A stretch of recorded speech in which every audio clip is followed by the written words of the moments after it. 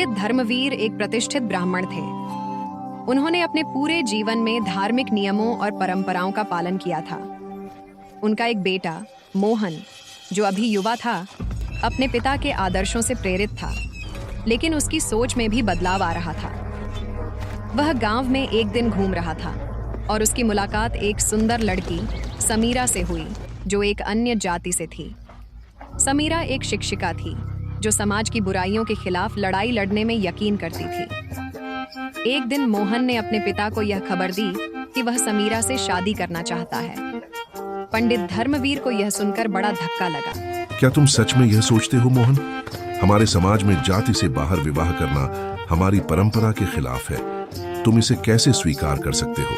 पिताजी, मैं जानता हूं कि हमारी परंपराएं बहुत महत्वपूर्ण हैं, लेकिन मुझे लगता है कि प्यार और इंसानियत जाति, धर्म और रंग से कहीं बढ़कर है। समीरा बहुत समझदार और नेक दिल इंसान है। परंतु यह समाज क्या कहेगा?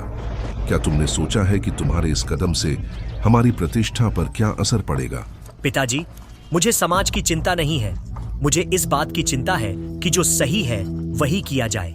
अगर हमें अपनी सोच बदलने की जरूरत है तो क्यों ना हम उसे आज से ही शुरू करें।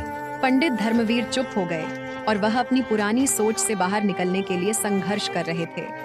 उनके लिए यह समझ पाना आसान नहीं था, लेकिन वह अपने बेटे के साहस और विश्वास से प्रभावित हुए।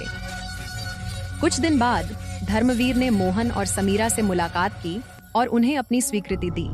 मैं तुम्हारे प्यार और तुम्हारे साहस को सम्मान देता हूँ मोहन। यह आसान नहीं था, लेकिन अब मैं समझता हूँ कि प्रेम जाति से परे है। अगर तुम दोनों एक दूसरे से सच्चे हो तो मैं तुम्हारे निर्णय को अपना आशीर्वाद देता हूँ। मोहन और समीरा के लिए यह एक नया अध्याय था। पंडित धर्मवीर ने न केवल अपने बेटे को समझा, बल्कि अपने दिल को भी खोला और समाज की पुरानी सीमाओं से बाहर जाकर एक नई राह चुनी।